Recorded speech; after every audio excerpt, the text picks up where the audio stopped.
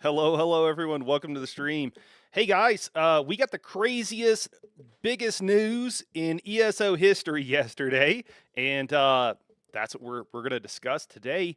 I think it would be appropriate if we first start. I didn't see this coming. Well, I saw the data leaks or whatever, but I didn't see it coming that a significant portion of you guys and of the community at large are not excited about the changes here. And so I just kind of wanted to talk about that a bit.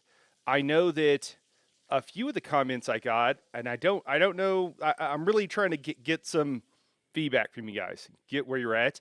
If you were someone who is not excited about this, someone mentioned that class identity was a big issue for them or a big problem. I again, as I've mentioned plenty of times before, started playing the Elder Scrolls all the way back in Arena, the first one, and then Daggerfall. I played probably the most, and for me, I really enjoyed being able to make my own character and being able to you would level individual skill lines, and then you would like get better at that ability. So that's just kind of how it worked with every skill. If it was a destruction, magic skill, like you just leveled that. And it's been a long time. I don't remember it super well, but that's where I'm coming from. That's the background I'm coming from. And so to be able to do whatever you want seems like a huge boon. Yeah, I'm really excited for it. And I'm just trying to understand where, some of the what people are worried about. I don't want to say negativity, but just like what people are worried about, why they think this is not going to be good. I do think there's going to be problems. It's ESO. If we're playing ESO, we know there's going to be problems. We know stuff's not going to work right. We know stuff's going to be broken. We know that on PTS, they're going to test out some things and we're going to give them really good feedback and they're not going to listen to it. We know that. Like, that's just going to happen. If you're playing ESO, you've been playing. If you're new to ESO, that's probably going to happen. And but like we just know it's going to happen. Hey, what's up? Runa is saying I very much agree. Crafty Pappy, what's going on? Voss Boss. Crafty says I think it's going to be cool. Okay, Voss Boss says this is a very bad idea. All caps, everything. Voss Boss, tell me more. I want your feedback, guys. I want to help me understand exactly what is going on, and with from your perspective, what you're worried about, what your concerns are. I would love to know. Yeah, I'm Runa. I'm sorry, I don't have very many bots going on. I have like 0 bots on Twitch. I apologize. Um, not a lot of commands. Also, just for the record, we are. Oh, I'm on the wrong side. Hold on. Let me switch scenes. Wait, is it still backwards? Oh no, I'm still mirroring myself. I did this last. Well, this is copium. It's spelled backwards because I'm apparently mirroring myself. But we are on the cope today. All right. People don't know. This is pure distilled. People think it's just a gas. No, it can be distilled down, crystallized, and put in a solid form, and then you can dissolve it in water. So that's what we're doing here. I think an Arc Sork would be OP. Crafty, yeah. What are you thinking for the Arc Sork? Runa says, "Tis no problem. I'll find it on YouTube to sub." Okay, all right, cool. Appreciate it. It's just Night Hard Gaming. Yeah. Appreciate the sub. Jesus Beam gonna get nerfed once every DPS takes Dawn's Wrath. Yeah, there we go. Well, I think there's gonna be some issues like that. Voss Boss says class identity just doesn't exist anymore. Instead of balancing some pain points, Zoss just decided to open the floodgates for the sake of novelty and traffic. Yeah, but you can kind of make your own thing now. You have more flexibility. I don't think that class identity matters so much anymore. You just kind of make a thing. Like what is so this is the thing I heard before. It was about class identity and someone referenced Outcast saying something like 8 years ago. I'm trying to understand what is it about class identity that concerns you. Crafty Pappy says Sork Shield with the arc beam. Okay. Yeah, for sure. There's already rumors of Hardened Ward and Jesus Beam getting nerfed for the sake of balance. Yeah, I think some things are going to necessarily need to be changed. I think that's absolutely true. Otherwise, stuff would just be totally broken. yeah, that's going to have to happen. It's probably not going to happen in the way that we all love. we're, we're probably not all going to be happy about all the changes. Wampus says yeet. um, yeah, but I would love to dig down on that. And I'm not trying to interrogate you, Boss. I'm trying to understand because I've heard from other people that class identity was the thing. And like I mentioned before, oh, I forgot. Oh, reality is peeking through here on my green screen. A tear in the very fabric of reality. Okay, I think we fixed it. All right. Cool. Because, I don't, before the class identity mattered because if you got on a crow, you wanted it to feel like a crow. And if you were using class agnostic skills, that was a bummer.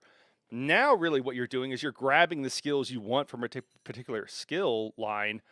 I do think in a lot of ways, just as I'm trying to understand this and I'm thinking through it, I do think it does destroy the current classes to a large extent. Not all of them, and it will be very hit and miss. And I know that, for me, when Arcanist came out and it just like totally took all of the thunder, all of the usefulness of being on a Brittledon out, I was like mad. Was not happy.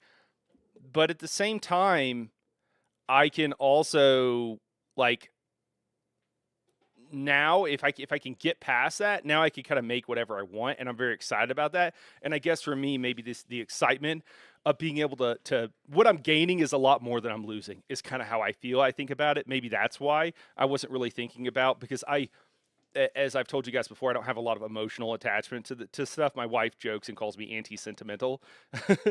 Boss says there's literally no reason to have alts now. Classes have skills that require you to play them differently. It gives old/repeatable PvP content. Replayability increases the longevity of the game. Classes had skills that required you to play them differently. Yeah, well, I think it opens up to be able to play a lot of different setups differently, kind of, doesn't it, though? Also, I'm a filthy, disgusting role player, and I will never not be triggered overseeing Plargs using Gravelord Sacrifice to buff their beams. Hey, that's a Boss. That's 100% understandable and valid reason, man. Yeah, if you're that is, and also I really like that it's like, hey, you know where you're at, and you know what you like. Yeah, that's a great reason that anybody could have. That's exactly what they said about scribing. There's thousands of combinations, but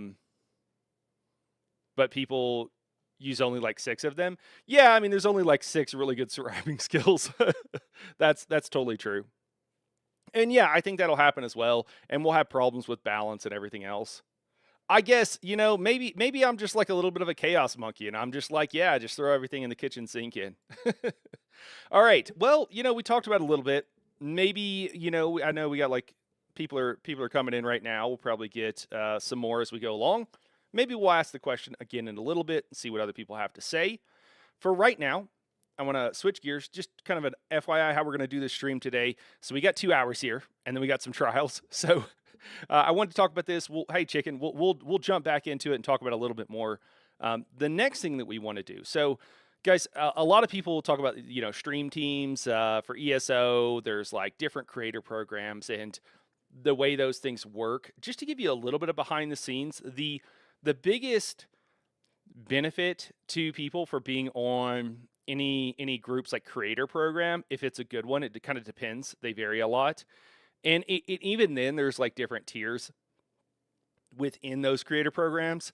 Not even tiers. Like there are people that and businesses that a games company will work directly with and give them information that they don't give everybody else. And that is actually the biggest benefit. It's not being featured on their page. It's not like, oh, sure, you're going to get a few more views from stuff like that when they sponsor you and what have you. But the biggest benefit is that they'll give you information beforehand and under NDA, and then they'll set a date where you can release the information. And that is exactly what has happened with ESO. So what we're going to do, we watched the ESO Direct yesterday, but Skinny Cheeks et al. Have these guys had a bunch of information way beforehand. It sounds very much like they were able to also ask questions and get some clarity on a few things. This is very typical for how kind of these NDA kind of things work. So I am not a cool kid. I think you guys know that. Never have been, probably never will be. That's okay though. I'm happy being the nerdy person I am. But Skinny Cheeks has some information here. And so what I want to start with is checking this out because I actually watched part of this earlier, and he Skinny Cheeks had already, so he put out this video like yesterday, like right after, because I think that's when the NDA went off, is basically after the direct, so that they don't want people watching Skinny Cheeks videos when they want them to be watching the ESO direct. And he already has like spreadsheets on this stuff, and it clarified some things. So I just want to watch it with you guys. And of course, I love Skinny Cheeks. Skinny Cheeks is great. He also seems to be a really nice guy. So happy to watch his stuff, and he's got some info here for us. And then after that, it's only 8 minutes long. It's pretty short. After that, we're gonna jump in and we'll start talking about the various setups and what we think is going to happen, and we can run through some theory crafting and what have you. Alachino says all healers having access to minor toughness will be great. Yeah, Alachino, I think healers are probably in the best situation out of everybody on this. I should make a chicken nightblade. Okay, all right. Nice stream. I've done some of my own theory crafting. Robert, I want to hear what you got. I want to hear what you have to say, man. So yeah, we'll just go ahead and hop in. And also, for a few people, if you're one of those, sweaty in-game players like Robert and a few others, and you guys want to drop in and chat a little bit, we can also maybe do that a little bit later. Okay, let's start off and let's see what Skinny has to say. The Elder Scrolls. Hold on. Hey, let me make sure I got my audio good enough. Online 2025 roadmap is here, and we just got a ton of new info, including about the new subclassing system. ZeniMax was kind enough to invite me to get an early preview of the ESO Direct, as well as a Q&A session where we got to dig into a lot of the new features coming. So let's break. That's funny. He says that he got that. I didn't actually. I skipped to like subclassing details. So okay, he tells us directly. Cool. That's the best part about being in the creator programs for these kind of things. Get all down. First off, there will be a new content pass. So instead of having a chapter that's purchased and the smaller DLCs only available in the Crown Store or through ESO Plus, the new content pass will cover all the content for the year. So for $49.99 in US dollars, you get the quarter 1 and 3 dungeon packs, the quarter 2 and 4 story DLCs, and full access to the Writhing Wall event. And I'll dig into each of those a bit more throughout the video. Now, the first thing I noticed is this format looks pretty much the same as what we're already used to. So studio director Matt Fyror did say this year is a transition between last year's chapter model and next year, which will be more not like a chapter. This year, we already had content in the pipeline, so we're kind of doing this bridge year, but we're calling it a content pass just so we can put some extra things in it and get people ready for what's coming next. There are also some questions in the Q&A about how this will affect ESO Plus. So you will still get the dungeons with ESO Plus, but not the new zone. So that's pretty similar to what we've had in the past with chapters. However, since you now get the dungeons with the content pass, it's really not as nice of a perk with ESO Plus as it was before. So they did say they are coming up with some new ways to incentivize having ESO Plus. The new zone coming will be the Island of Solstice. This will be split into 2 halves by a Wall of Souls. So the western half will be accessible in June in Update 46, and the eastern portion will be in the final quarter of the year. The story will focus on the Worm Cult and will be a continuation of the original main storyline. So lots of characters will be returning for this. There's already a prologue quest available to get started on the live servers. Now, as I mentioned, in between these 2 releases, there will be this Writhing Wall event. They said that this will be the biggest server event ever, and it will be in real time. Players will be getting camps set up, fending off attacks on those camps, and planning their siege to bring the Writhing Wall down. Now, this activity will vary by mega server, so different platforms will move at a different rate through these activities. Game director Rich Lambert said in the Q&A that this wall event is bigger than anything we've ever built before in terms of event and scale and size and the production values that went into it. Seems like something quite different for ESO and should really bring the community together. There will also be a new 12-person trial coming in June called Ossian Cage. This is a gigantic vault in Cold Harbor that holds a powerful Daedric. So I know a lot of this stuff is stuff we already know, guys. I'm just listening through in case, because he might add in some stuff here, and like I said, I haven't listened to the whole thing.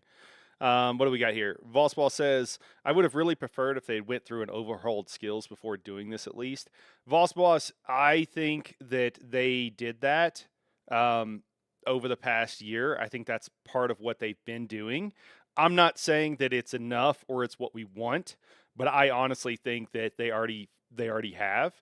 And there's going to be a lot of things that are not covered and they did not do the right things with. And that would have happened either way because, again, as we've established many, many times before, the community knows more about how the game actually works than most of the devs. And I'm not trying to throw shade. I'm just trying to throw facts. Like they don't know how the code works. That's been proven. They have errors in their code and they don't even know how it works. And there's so many things like all of the scribing skills. None of them proc like Drozakar for bleed. It just doesn't work, and they should. It would be broken if they probably all did, but it just doesn't work. That's one of many, many, many things that are just not right. Robert Miller says Redguard Sork Stagger Tank sounds sick. Yeah, and you could add siphoning from with Dark Deal for double resources and restoration. Yeah, gonna be some crazy things with tanking. What's up, Wedamar? I am super stoked for the subclasses. Yeah, me too, man. Voswell says the only thing that kind of excites me are the potential meme builds, like a genuine full Zeus spec with Flappy, Scamp, Skeletal Archer, Blastbones, Bear, and Daedric Prey as a buff. Yeah, with Jeffrey and the Hunger Brothers via sets. Yeah. Chicken says 3 tank trials, main tank group, shield tank, buff and debuff tank, 1 healer, go nuts DPS. Vossball says, bruh, justice for Jerzakar. Yeah. Oh, man. I love that Vossball. I'm with you. Wedemar says, play how I won is now even more class identity. Now, I'm sorry. Play how I won is now even better class identity is useless the moment Flurry became the best spam bull, and we cannot use jabs and Molten Whip and get the best DPS. Relic that absorbs pain and suffering and transforms that into power. Molag Bal's Daedra want to get their hands on it, and you as the player need to infiltrate the vault and destroy the relic before the Daedra can get to it. We don't have a lot of info on the trial yet or the rewards, but guys, there's a bunch of people that just jumped in. Hey guys, Skinny Cheeks got all the information way ahead of time. Just like all of the other people on the stream team, and he had a video ready to go as soon as it was off of NDA. So we're watching it because he got to actually ask the developers questions like we had yesterday on the stream, but he has answers, so that's why we're watching this. And then we're going to go into theory crafting and do a few other things, okay? But yeah, that's what we're doing because he's going to answer some questions because he got to actually talk to the developers. Rich Lambert did say there is a fight with multiple bosses moving between platforms and doing crazy cool things. And he also really hyped up the team working on it, talking about how they continue to blow him away with what they come up with each year.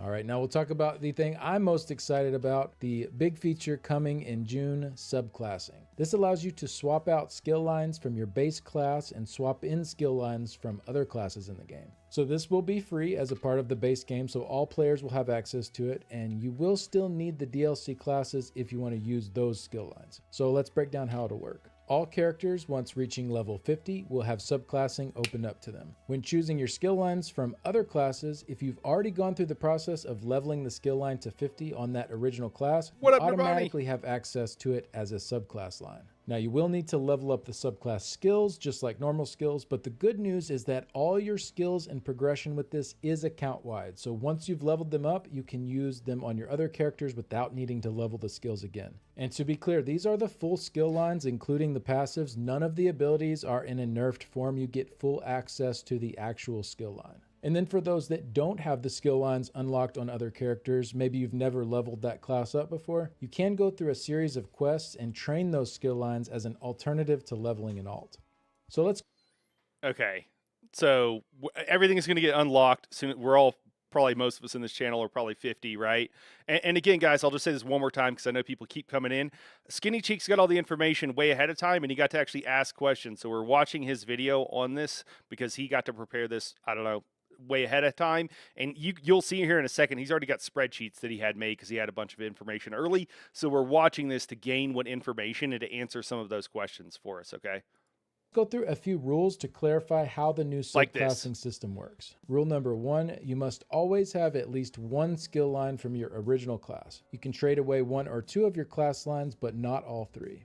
Rule number 2, you can't take 2 subclass skill lines from the same class. So, for example, as a sorcerer, I could not Doesn't have really one matter. sorcerer and 2 Dragonite skill lines. You I would just could be a have 2 Dragonite. sorcerer and 1 Dragonite skill line, or Yeah. 1 sorcerer, 1 Dragonite, and 1 Templar skill line, for example, but no specific subclass can outnumber the main class. I think this is pretty fair as it still gives a good reason to play a certain class. For example, if you want to use Puncturing Sweeps and Radiant Oppression, these are on 2 different skill lines, so the Templar is still the only class that has access to both of those at the same time. And then for rule number 3, each subclass skill will take 2 skill points instead of 1. So they just wanted a little more investment from the player for these than the original skills. And then rule number 4, class sets and scribing class masteries will still be limited to the primary class. So overall, it looks like each class will have 55 Yeah, like look at it. He's already got everything. 5 unique combinations that only that specific primary class will have access to. And this is because only that primary class could have all 3 lines or 2 lines from their original kit. Then beyond that, there are 405 additional combinations of skill lines that every class will share access to. So each class will end up with 460 combinations, and in total there will be 790 unique combinations of class skill lines. And then if you count in the limited interactions on top of that with class sets and scribing class masteries, there are a total of 3,220 unique class combos. So this is absolutely nuts. I can't wait to see what people come up with. I can't wait to see what I come up with. In the Q&A, someone did ask about concerns with power level, and Rich Lambert responded, power level will go up some, but we're fine with where it is. We haven't done anything to dramatically nerf things or reduce a lot of power from abilities. We want this to be fun, and we want the players to experiment and make cool things. And I really hope that's how it turns out. One of my big concerns with this is them going through and nerfing stuff. For those that do want to stick with their original class skill lines, they'd end up just getting a lot of nerfs for no good reason when they weren't overperforming. So I'm glad to hear that that's not what they're wanting to do here. I know some people probably won't be a big fan of this new system, but personally, I love the idea of subclassing. I think it fits way better with the original Elder Scrolls games. Yep. I also think this could open the door to ZOS for developing some single class skill lines. Having to do 3 skill lines for a class is quite a lot, but now they could just do a single line for something like Bard, for example, and then all characters could have access to that through subclassing. But overall, I'm really hyped to start putting together some different setups and testing out the possibilities. All right, he's going to go through some miscellaneous features and stuff. I don't think it's really going to. I don't think it's what we're here for. So we got the information. Those were some pretty helpful facts, I thought. So I just want to make sure that we all got to see them and we're all kind of on the same page as far as all that was concerned.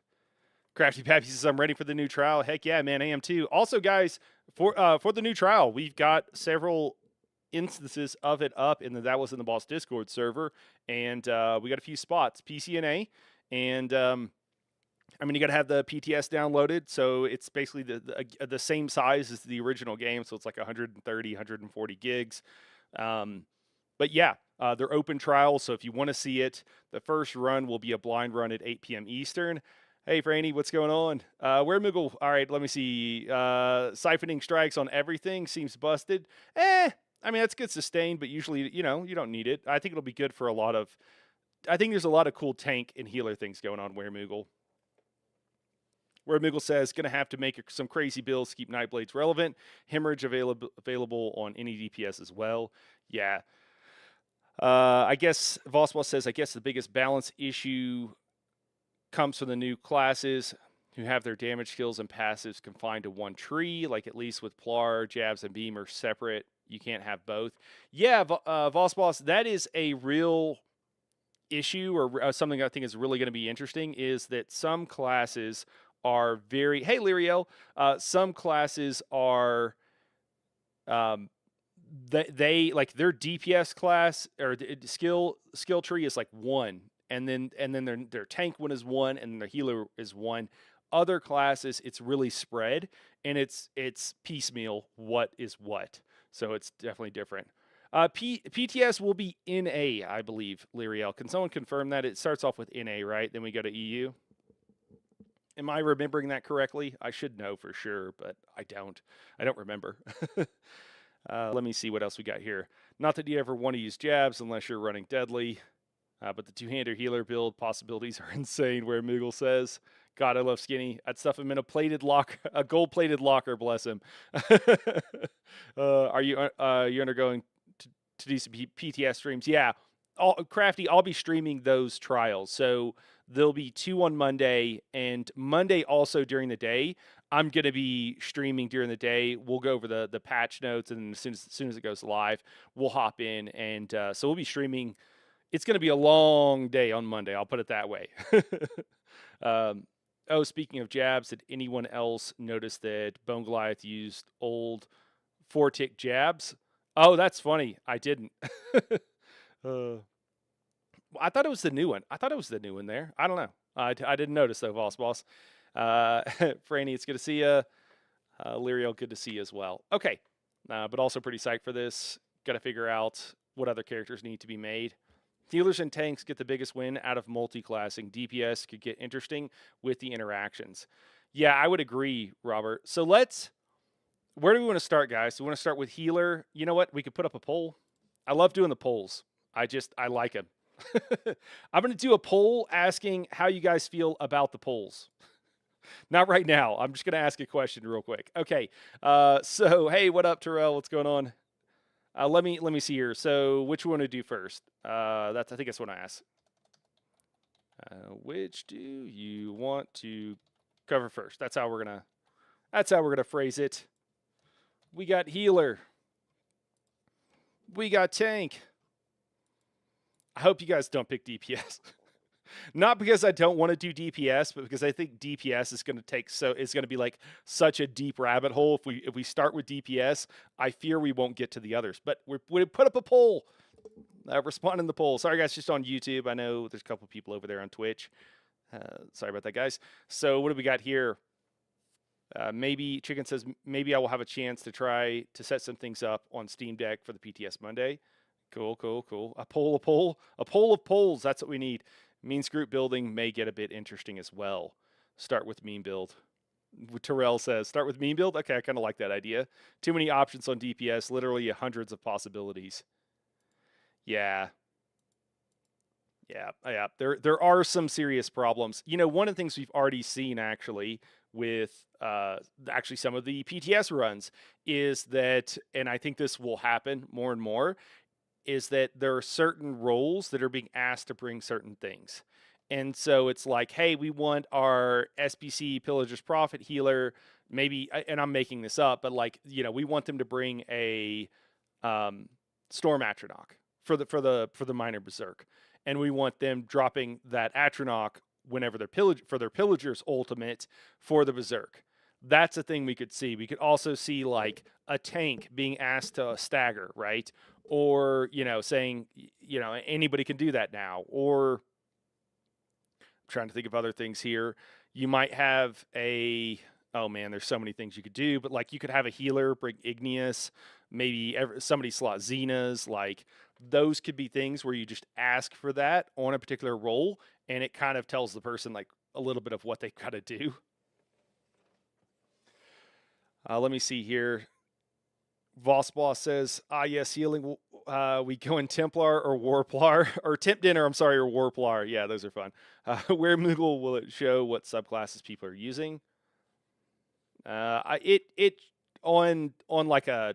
I'm not sure what you mean on a roster or something. I mean, I assume that they'll be named something based on the older games because the older games essentially had this, right? Like that's where the Nightblade came from. A Nightblade was like a magic using like rogue. Robert Miller says that spreadsheet you made will get really valuable. Trial folks will need to list out all the buffs, debuffs, that need to get covered and then build for those 100%.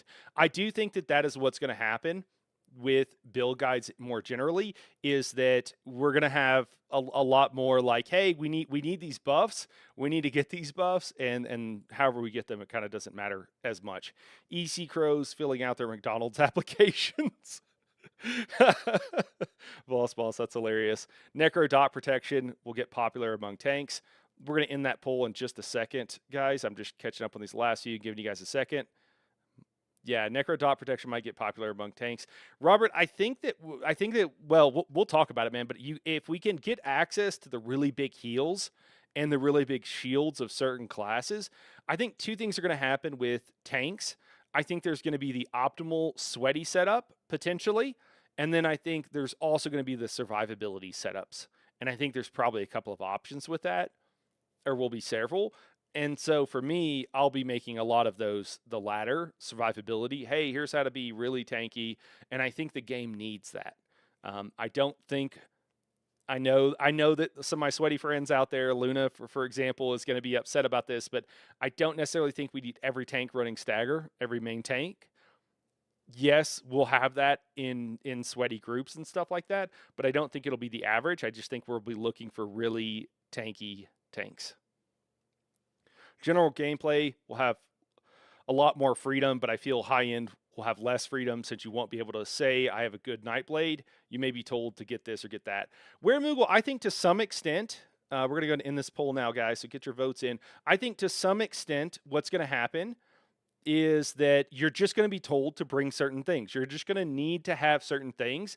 And unfortunately, certain roles in certain sweaty groups, that what they need to bring is going to really seriously restrict their choice of what they're doing. But I think that for the majority of players, it won't. And then for the majority of roles, it will be like you can bring whatever you want. And it won't be that you have to have a warden in every group healing. The warden, your healer will need to pick a skill line from the warden, but it won't necessarily be that they have to be a warden entirely. I also think, well, we're getting into the specifics here, so let's see what we got here. 52% said healers, 41% said tank, 5% said DPS. Guys, I appreciate it. We'll try to get through the first two so we can get to that DPS, because if we started with a DPS, we might just have had to end there because we only got an hour and 25 minutes. All right. What do we got here? Robert says, "Oh, that's true. It'll divide the roles more for like main off tank and main off healer." Yeah. Fire and ice build with the dragon den. Yeah. Oh, dude, super fun, man. Super fun. Yeah, that would be cool. More diversity is in the uniformity. Rainey says, "Yeah. I mean, it will have to have certain things." Oh, hey, Nani. Oh, you just got the notification. Nani, you haven't missed too much. Yeah, and I'll go over what we've been through. No worries. What class is a warden with one warden skill line and two others? I think you could do a lot of things. I think that, well, we're starting with healers, guys. So let's start with healers. Hey, I am using ESO skill book up here because I think this is the best thing to use that I use. And you might notice that I have a pie hole and I have a lot of stuff. So I don't get, this looks a lot cleaner than yours might. But I like ESO. I like Wooler, what they've done over here. I like it for reference. I think it works pretty well here. And then what we're going to use is, and I actually have this in the YouTube in the description, but there's a skill builder, and it was by Mr. I want to say the right thing. Pancake, Mr. Pancake. Yeah. So this is his skill builder. It's simply the icons, and you can drag and drop, so we can do whatever we want. There's no like smart features to it, but it's really nice. And I have a link to it in the video description, so not a big deal there. I'm crossing my fingers and hope this ends up exploding for support more than damage rolls like scribing did. Yeah, that's true. That did absolutely happen. So we're making a healer. So what do we want to do? Well, we're going to have to reference some skill lines because I don't even remember these. And again, certain classes, I'm not used to remembering exactly where they're at in a particular, skill tree because we haven't had to do this before. But a couple of things that we will see more of, we need to start with a warden, right? A warden is absolutely the class that you need on a healer. Let me blow this up some as well, make this a little bit easier to read, although I'm in the way now. Let's do this. Hey, there we go. All right, man, this is huge. Okay, cool. This might be too big. So the main skill line you need is going to be green balance here from the warden, okay? And we'll just go ahead and go into this. So a couple of things here. The enchanted is it enchanted version? Yeah. Enchanted Forest. This is great for heal checks. For like Baneful and Cloud Rest, you can drop your Enchanted Forest.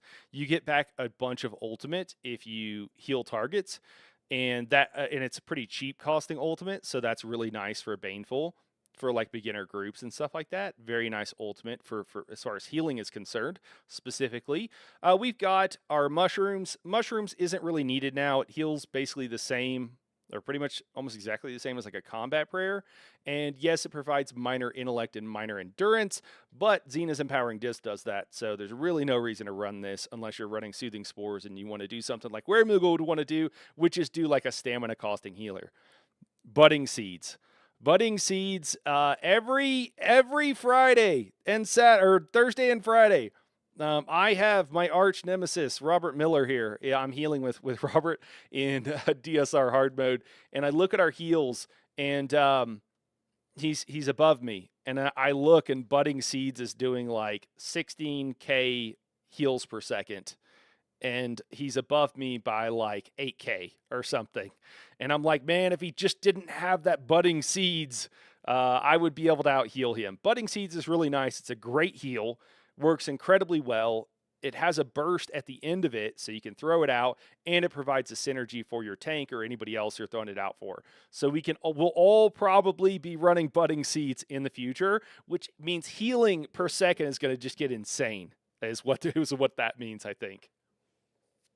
So I think that's one of the skills we're absolutely all going to want. Start with Healing Smash. Minor Toughness is a necessity. Yeah, 1 green balance healer is a must. Yep. The Ultigen builds that could be made. Where Moogle, Ultigen keeps coming up, and I just want to say that for those who don't know, like if you're running a Pillager's Prophet healer, we have already had access, and I am behind on making a video on this, but we've already had access to Major Heroism via Trample for a hot second now, and you can get back Ultimate to cast Pillager's Prophet every 45 seconds, basically on cooldown. So we already kind of have all the Ultimate we need. I think we're at a pretty good place with it, honestly.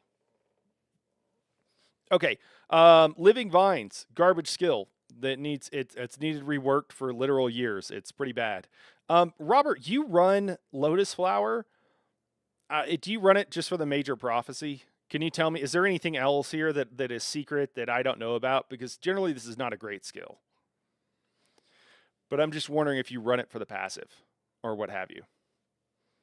What do we got here? I've never used mushrooms ever, I swear to God. It is even level to Morph Budding Seeds as OP. Yeah. Oh, man. This update going to be fun AF, Ivan says. Yeah. On DPS, yes, not on a healer. Okay. Cool. So, what do we got here? We've got Accelerated Growth. When you heal yourself or an ally under 40% with a green balance ability, you gain Major Mending, increasing your healing done by 16% for 4 seconds. This might not seem like much, but for the heal checks, this is so OP. It's completely broken. 16%, healing a target under 40%. Your Tombs in Sunspire and Baneful and Cloud Rest, there's probably more, but yeah, it's absolutely cracked for that, so that's going to be awesome. Whenever you heal an ally with a green balance ability, you gain 200 magicka or stamina, whichever resource is lower. So this is extra sustain for choosing this tree, which is, if you're wondering about this much magicka and stamina per second, this is noticeable. This is very noticeable. It might not be noticeable for maybe the average player, but if you're doing difficult content, this is absolutely noticeable. So that's going to help. Could be a problem. You might have to work on your sustain if you're on a if you're trying to run Pearls of El Nofe to try to keep your magicka down. Increase your healing done with green balance abilities by 2% for each one slotted. It's just going to affect this tree, it seems like, and then maturation. When you activate a heal on yourself or an ally, you grant the target minor toughness, increasing their max health by 10% for 20 seconds. So that's absolutely awesome. Now, there's one other ability that we are missing that we need from a Warden, and that's going to be from Winter's Embrace. And that is going to be Frostcloak. So if we look through here, we're not going to be running Sleet Storm. We got Frostcloak. Sorry if I'm scrolling too fast. You guys tell me. Yell at me if I'm scrolling too fast. We could run Winter's Revenge sometimes for the brittle, for the cold damage, if we're running an Ice Staff on that bar. And then we have Polar Wind, which is more of a tank heal, single target. We don't typically use this. Frozen Gate, tank. So these abilities, really the only one we want is Frost Cloak from the skill line, and Frost Cloak is still the only way to give everybody Major Resolve. So that's going to be interesting because we really want Major Resolve for the entire group. So that could be interesting. I'm not exactly sure what we're going to do. We might still, probably what we'll see is we'll probably still have a Warden Healer, is my guess, because we're really going to want that. And then we can like spec out from there. Okay, let's hear. So we're talking about healers here. What are the other skill lines? What are you guys thinking that we're going to have? And I might just kind of peruse through these to see what we got. I don't know the best way to do this. You know, do we want to make a skill bar here? Do we want to like put some skills on here? If you're a dungeon healer, maybe. I don't know which one of these is which. Yeah, we'll put it up there. I don't know which. Do we need to check? It's not that big a deal. You guys know I don't mean the corrupting pollen. I'm not sure which one's corrupting pollen. Oh, it tells you. Okay, yeah, budding seeds. Okay, I grabbed the right one. Cool. So we need budding seeds. We get some passives from that are pretty nice. And then we also are going to need, which one of these is expansive? I don't know which. Oh, I can mouse. Hold on. Hey, expansive Frost Cloak. We're probably going to want that. Somebody's got to run it. Might be us. Might be somebody else. Arc Heal Beam. Yeah, that would be great for those big heals. Warden Healer with Restoring Light. Okay. One healer runs Green Balance, other healer runs the Ice Tree, maybe. Okay, that could be an option. You would be a Warden Healer plus Synergy bot for the Alkosh DD. Yeah, a lot of people have been running recently because there's not really a compelling reason to run something else other than a Warden Healer. A lot of people have been running a Templar because they have the most useful synergies. So if we go down here, for those who don't know, are we here? Is it Restoring Light? Oh, okay. So we have, we have Extended Ritual here, and then Channel Focus we're probably not going to run. I don't know what Mending and all this stuff does. Let's take a closer look. Blessing of Protection. Okay, Ivan says. So we don't need a single target heals most of the time. Healing Ritual is a PvP skill. It works fine, but there's no reason to run it in PvE unless you're in a group that is just like they're basically like PvP because they're just running around in random directions. That's the only way you're going to be able to heal them. That would actually work okay. So there is a use for that, although it's a little bit odd. We don't really need Repentance or Radiating Aura. Then we have Extending Ritual. This is going to provide a Purify synergy that also heals for a significant amount. And then you can run a Focus here for a little bit of extra recoveries. From our passives, increasing the healings from Restoring Light abilities by up to 12%, proportion to the severity of the target's wounds. While standing in your own cleansing ritual, run focus or rite of passage effect, and for 4 seconds after leaving, you gain minor mending, increasing your healing done by 8%. That's pretty huge. Increase the amount of damage you can block. That's more of a tank thing. Whenever you heal whenever you heal an ally under 50% with a restoring light ability, grant them 2 ultimate. Yeah, that's not really going to matter. And then you gain resistances while channeling, and then increase resurrection speed. I think we could see a necro tank that can also res people really fast. That's the meme build I want to make. So you can drop a necro res, but if you can also get the reduced resurrection time put on CAGs, you're going to be a res bot, man. It's going to be insane. Okay, so I think that's interesting. I don't really think it's game changing. I don't really think there's any Dawn's Wrath abilities that we really want. One of the major synergies we use is Luminous Shards, and this actually gives more resources back. That's like the big thing that this does. Or is it Blazing Spear? I think it's Luminous Shards. So yeah, that's one of the reasons for running Luminous Shards, but there's nothing really else from the skill line that I can think of that is really going to recommend a Templar here that I can think of. Somebody tell me if I'm wrong. Now, one of the things I do think we will see, and we kind of talked about this earlier. Oh no, I'm getting accused of blasphemy here in the comments. Oh no. Blasphemous, a necromancer tank with a restoring light. Yeah, totally. Ritual is a huge AoE, and the passives are nice. Yeah. Ritual is the largest AoE that's like persistent on the ground in the game that I know of. It's ridiculous. How dare you? Yeah, I know. I'm just unholy, I guess. So again, on the Pillager's Prophet Healer, I could really see having somebody run the the Atronach here. I could really see this being asked on our Pillager's Prophet Healer. I already think there's reason to potentially run a Sork Healer.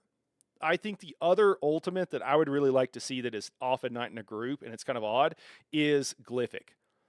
Glyphic of the Tides gives you a couple of hundred extra weapon and spell damage for everybody inside. So I think both of these skills are ultimates are potential things that we could want.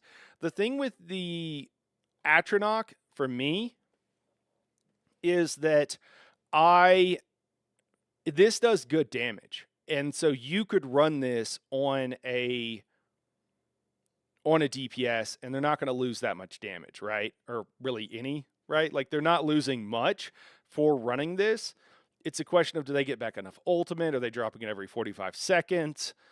Maybe not. So maybe it does make sense. I'm not sure. Somebody tell me if you've done the math on this. Then if we look at the other skills in the skill line, we've got our pets, not really doing enough. The Twilight Matriarch is actually fine for dungeons because it heals 2 other allies. It's fine. Nothing wrong with it. Takes up 2 bar spots, so it's not really worth it because of that. But I don't know. I don't know. You could run it for some damage in a dungeon, and that would be the primary use for me. Daedric Prey, DPS ability, Hardening Ward, just going to help yourself. Bound Aegis, just going to help yourself. Restoring, so we got passives, we got restore 300 magic or stamina. Whenever your non-ultimate Daedric summoning ability ends, the resource return is dictated by the ability's cost. Don't really need the sustain usually. Reduce the cost of your ultimate abilities by 15%. So this could allow you to drop even more ultimates. But again, reducing the cost if we're the Pillager's Prophet Healer, I don't really see this being useful. Increase your healing and stamina recovery by 20% while you have a Daedric ability slotted. Yeah, it doesn't really matter. More resources and increases your health or your magic and stamina. I really think that you would only take this for the Atronach, and I don't know. I see this maybe being ran on a tank, maybe being ran on somebody else. I have long advocated for running Glyphic of the Tides, though, and that's also going to open up to some crazy heals here. So let's take a look at Curative Rune Forms, and I'll catch up on chat. Luminous Shards gives hella sustain, but it shares a cooldown with Orb, unfortunately. But throwing it to the off tank is definitely viable. Yeah. Got a dip, have fun. All right, we'll catch you a little bit later, Moogle. Thanks for dropping by, man. All right, so what do we got here? Curative Rune Forms. I think that this is going to be one of the go-tos for a healer. It's at least, I could be wrong, but I think it's going to be really high. So what does this do? Well, for heal checks, it provides everybody with major protection, reducing their damage taken by 10%. There is not another good place to get major protection. There are others, almost always are, but there's not a good one. It also gives up to 200 weapon and spell damage to your allies, and it heals them for a ridiculous amount, okay? It heals them for a lot every second. So these numbers are not scaled, just to be clear, so don't read too much into the numbers. It heals really well, and this is also a massive AoE, so it's easy to hit everybody. I really like running an Arcanist and dropping Glyphic for the group on the Pillager's Prophet Healer, and so anybody can spec into this now. For single target heals, we don't really use Rune Mend. It's not really worth it, unfortunately. For heal checks and AoE heals, our Remedy Cascade is absolutely just broken. I prefer the Curative Surge because it ramps up. If you want to know about how good this gets, so it lasts for 4.5 seconds. It grows stronger over time up to almost 200%. The last second that this is on, it can heal I think on average it heals for about 30k. That is about 3 times what a combat prayer would heal in the same situation. In 1 second. So this is like casting, at the end of it, it's like casting 3 combat prayers in that last second. And that's just kind of on average. It can be more crits or less. So Curative Surge, you can heal 2 tombs at once in Sunspire. You can easily solo heal them even with crazy stuff going on, or maybe not easy, but you can do it. It's really good, really good. Another thing, the Chakram. Chakram is, so if you choose the morph that heals everybody based on how many crux you have, this is really good. Also for heal checks, Baneful and Cloud Rest. You wait for Baneful to go out. You toss out your Tidal Chakram. Is it this one? Yeah. I think it's right. Yep. Your Tidal Chakram. It shields them and will also heal them in an AoE, so it hits several targets. Also great for dungeons. And then guess what? You also get Xena's Empowering Disc. So I just see this probably being ran by most healers, honestly, moving forward, because you're going to be able to keep your Xena's Empowering Disc down. Chakram is optional. Curative Surge is optional. Glyphic, I could see just being ran as the the pillagers on that pillager's healer. If somebody else has some other ideas, let me know in the chat and maybe we can talk about it. I think you're spot on here. One big issues with heal/support skills, their support is niche or just provides healing mitigation, which is wasted when not needed. Yeah. Crafty Happy says, I was thinking about running that over Barrier. Yes. Barrier right now, a lot of people are using the morph that provides them with ulti back, but if you're running Trample and you're keeping your mag low, you can get back plenty of ultimate, more than you probably need. Guys, this copium is thick. My mouth, it makes it hard to chat on stream because my mouth is constantly watering, because this is a copium has very similar effects to just using protein. Hey Chainsaw, what's going on, man? Welcome to the stream. You probably want your base skill to be the arc so you can use the class script. Yeah, Robert, I think you're right there, because the class script provides crux generation, and you can use that on some of the scribing skills that you want, such as Trample, and it's really nice. You want to be generating and dropping crux, and it'll also empower your chakrams. Although you don't really need it for the beam here, because my understanding, is the crux just gives resources back, which doesn't matter as much. So it's a nice to have. Well, let's check out the passives, actually. I don't remember what this specific skill... Oh, you know what? Fleet-footed Gait. I love this skill. I love Fleet-footed Gait. I love anything that lets me teleport around and be a squirrel. But this is so fun in Cloud Rest. So you can, you drop it, you hit the gate, land in group while crushing is on you, drop the Xenas, and then hit the gate again and port back out, and the group is none the wiser. So it's really cool. You can buff the group, and it just feels so good when it works right. Oh, and add siphoning for your third skill line for bonus mag recovery.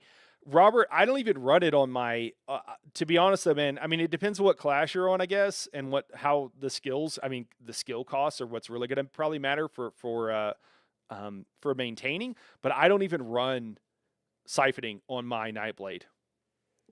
I don't. I'm kind of at the point, maybe I could swap some things out. It's more the stamina that I want more of, but I don't even run it usually. Yeah, okay, cool. Chainsaw, I think it's good, man. I think the future is good. Excuse me while I have some cope. Have some of that copium. Necro healer for the win. Yeah, we should talk about necro heals next. Won't some of those combo skills be pretty mag hungry? Yeah, I don't know. I don't know for sure. You have a point there, Robert. It might be. It could be. We'll have to see. So, Intricate Rune Forms. Your status as Illuminatus reduces the cost, increases the strength of your damage shields by 10%. Okay, that's really cool. And so that makes your Tidal Chakram better, and it also... Oh, no, it's just that one. Just makes your Tidal Chakram better, which can be pretty nice. You can make your shields pretty ridiculous on an Arcanist if you want. And that is... that doesn't say it here, but I think it's with an ability slotted from the skill line. Erudition, knowledge is power. Your excessive scholarship increases your magicka and stamina recovery by 18%. Well, I think that's going to solve all your mag problems right there, Robert. 18% is ridiculous. I think Sork is the only one that gets 20 that gets more than that. You stare too long into the abyss. When you generate a crux, you restore a magicka or stamina, whichever is higher, 225. Your mastery of Weaving Fate and Abyssal Water increases your healing done by 3% for each active crux. There you go. The other thing is, so that's 9% increase heals.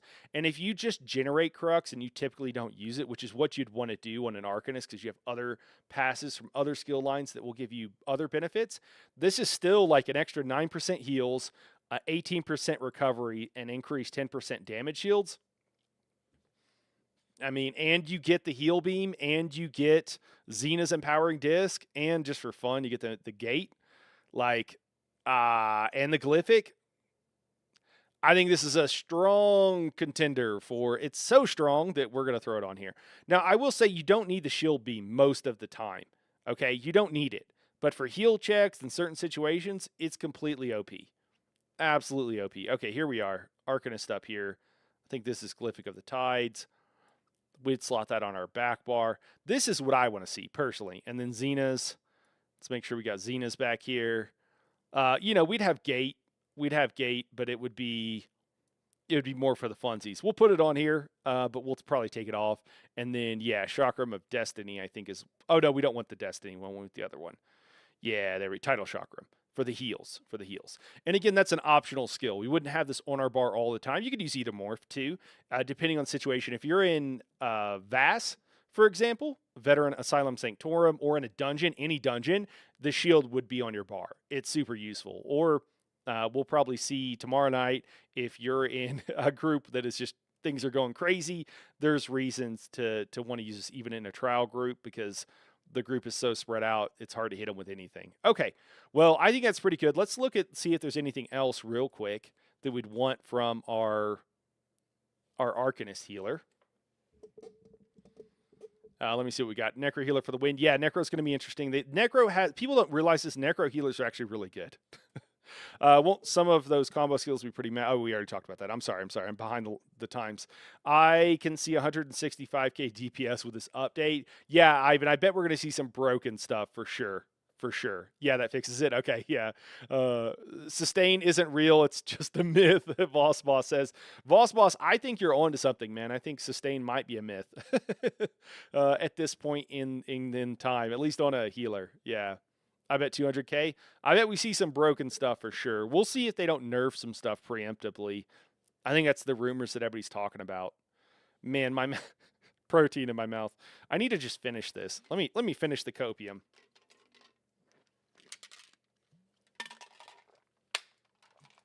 I really apologize if you guys are hearing mouth noises, because my mouth keeps watering. Okay. We got an ultimate here, so we're looking at Herald of the Tombs, the DPS skill line, and it is going to be true DPS. One of the things I think is interesting is, like, man, throw an Exhausting Fate Carver on your healer and just beaming, and you've got Cephaliarch's Flail. Like, you can do it. You can just do it. And so this is 50% of your damage on a DPS. I think this could make the easiest healer parsing that there is in the game, probably. It's a little awkward, but you get your hots down and then you beam. That's all there is to it, you know? You could, if you generate Crux on some of your other skills so that you're ready to beam with 3 Crux, like it's golden, but you'll probably use Cephaliarch's Flail anyways.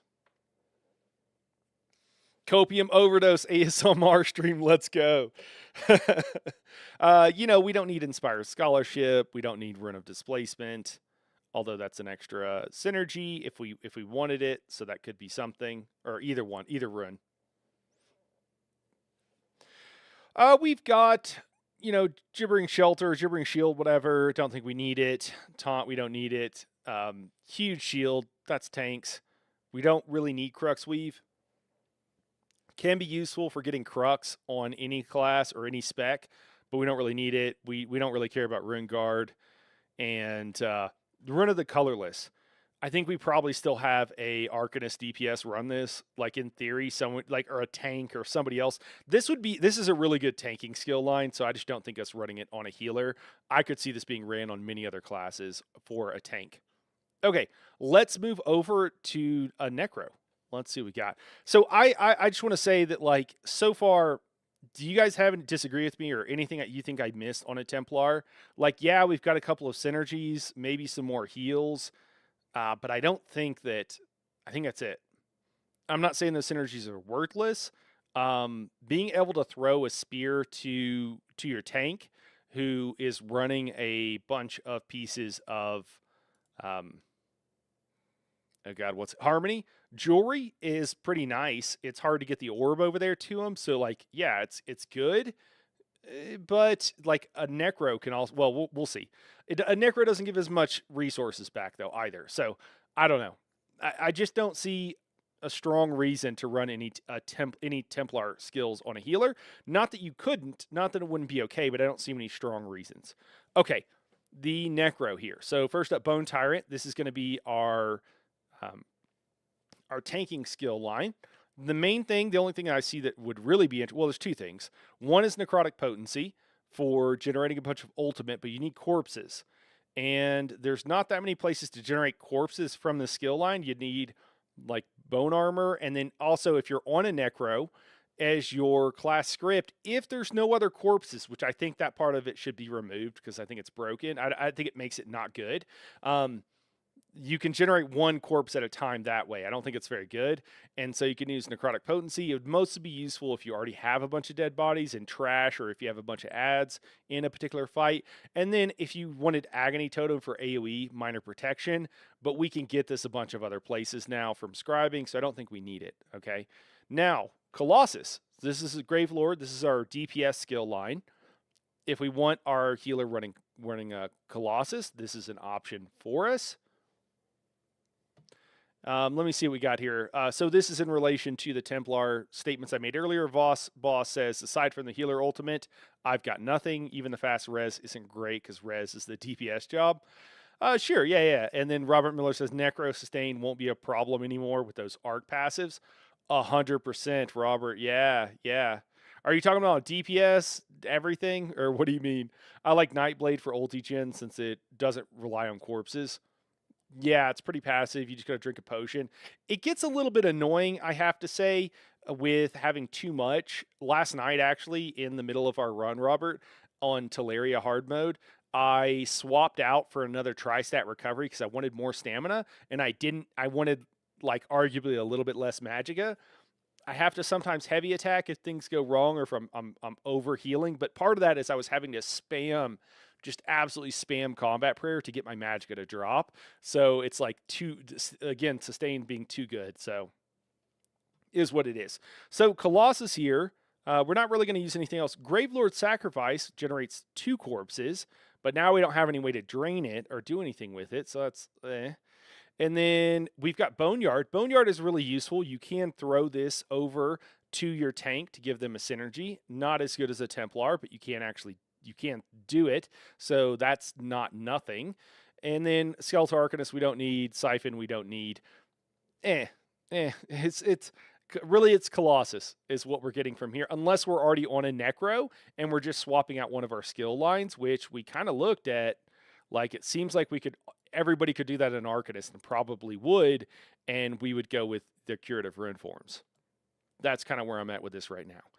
So that's interesting. Okay, well, what about Living Death? Living Death is actually the Resto skill line. So let's see. Also, I want to note, and I think Luna Carey was making a point of this earlier in some guys in the Discord.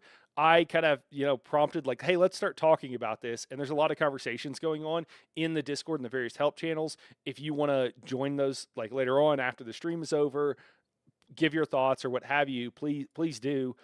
You got questions or what have you, drop in and ask some questions. But, you need to generate, bodies by, so first off, if you want to generate a ton of ultimate on a Necro, you need necrotic potency. And then you also need corpses, which means you might need some other skill.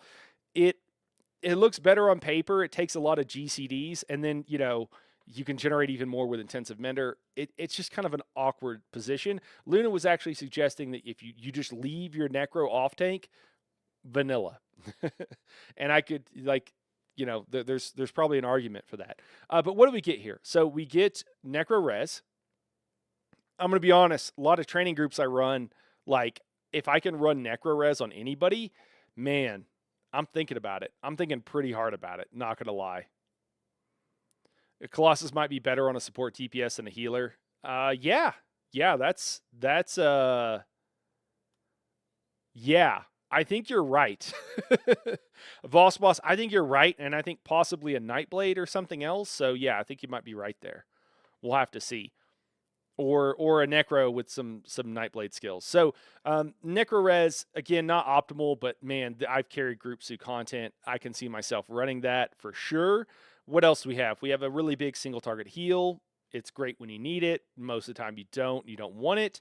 Expunge is a fun ability, not really something not something you typically use. Dungeons, certain places. It's mostly for a tank as well.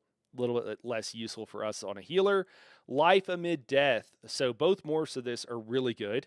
One morph will cleanse people, so that's really good in the few fights you can cleanse people. And then the other morph will last longer depending on how many corpses are on the ground. I like it. And again, if you're a Necro base, you could slot Corpse Creation because you only need one. It adds 5 seconds to duration. You could add that on here. It's a good heal over time. Also, Braided Tether is a really good heal as well. So really good, 2 really good class heals for the Necro. And then your Intensive Mender smart heals and actually does a pretty good job of it. And it provides you with that corpse. So you could really just use this and it'll increase the duration of your Enduring Undeath. So far I kind of like Living Death. Like there's nothing that is needed, but there's several heals that are really good that are pretty nice. And also this provides an upfront heal, kind of the opposite of a Warden's Flower ability, and then it provides a heal over time as well. So instead of having the big burst at the end, it's at the beginning. And if you have the Magicka, you can just spam this as a AoE burst heal, and I absolutely have done that before, and it totally works in a new group. Whenever they're spread out more, and I can't necessarily hit everybody with the combat prayer, I have relied on Renewing Undeath, or I don't know, either Morph, Enduring Undeath, I suppose, as well. I also think that they fixed this, and I could be wrong about how it worked, but it used to overwrite the duration. So if you cast it and there was like 4 bodies and it was like a 20 or 25 second duration, and then you recast it again, I think it used to overwrite, and I don't think it does anymore. Somebody fact check me on that, but I think they've improved it. Yeah, and then Braided Tether, again, 3% increased healing, which is nice just for being on a bar, and it's a really good heal. So that's pretty. There's a lot of ways we can get a ridiculous amount of heals right now. So while you have a negative effect on you, your healing done is increased by 8%. That's crazy. While you have a Living Death ability slotted, your critical strike chance with all healing abilities is increased by 20% in proportion to the severity of the target's wounds. Okay, again, a lot of things are going to make healing a lot easier. When you consume a corpse, you generate 10 ultimate. Guys, all of these healing abilities, like, I wonder if we're not going to go down to 1 healer a lot of times. I just wonder if that's not going to be the thing we do on a lot more fights. When you consume a corpse, you generate 10 ultimate. This effect can occur once every 16 seconds. So we'll do this passively. So this is just kind of a nice passive ulti gain. It's not huge, but it's not nothing either. It's decent. Chicken says 1 healer, 3 tanks. Well, you have. I don't think you need the third tank, Chicken, but I like your thinking outside the box, man. I know you mentioned that earlier. I'm not exactly sure why you feel like the 3 tanks, but like just to get groups through content, maybe. Well, you have a Sacrificial Bones, Skeletal Mage, or Spirit Mender active, you get extra recoveries. It's cool. Again, recoveries on a healer almost are going to be problematic, and then like I think it'll just change what our jewelry. We'll just all be running increased spell power for bigger heals. So I don't know, but yeah, this is interesting to me. The Living Death skill line is interesting. So what do we have so far? Did we just say like Warden, Arcanist, and then like maybe Necro? Oh, that's crazy. That's crazy. Okay, we looked at Sorcerer. We saw it was interesting but lackluster. We looked at the Templar. Did we look at the Dragon Knight? We didn't look at the Dragon Knight. I can tell you, Cauterize is surprisingly friggin' good. We talked about that the other day. Even in crazy groups when things are going south, not necessarily for optimal situations. Let me see what we got here. I'm just going to kind of quickly go through this. Yeah, I don't think there's any reason. Man, Magma Shell on every tank. We're going to talk about that in a second. The only reason I could see a Dragon Knight, it would probably be for Earthen Heart, and you would be casting Stone Giant, and you would be running Igneous Weapons. That is the two things that I can see there. Cinderstorm is also not bad, actually. And then what are the passives here? Let's look at the passives. I'm trying to remember. Off the top of my head, increase the duration of your Earth and Heart abilities by 20%. Okay. When you cast an ultimate ability, Battle Roar. You get all your resources back. You could just I've talked about this before on the DK healer. Like, you can just unslot this on your SBC healer, Pillager's Prophet, because you do not want this. It's going to be a problem. On your Ropo healer, this would be great. When you cast an Earth and Heart ability, you and your group gain minor brutality. Okay, that's just the special class buff, so you can bring that as well.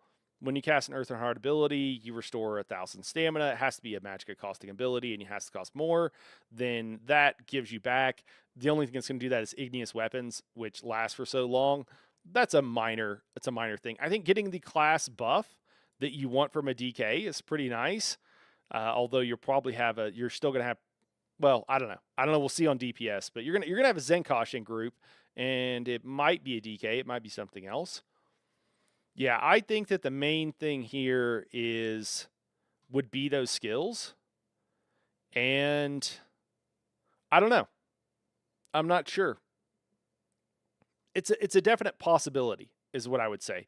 The last thing is a Nightblade. Let's look at a Nightblade. So Nightblade, first up here is Assassination. As you might imagine, Assassination, not incredibly good for healing. Shadow also kind of a similar situation. We do have Refreshing Path.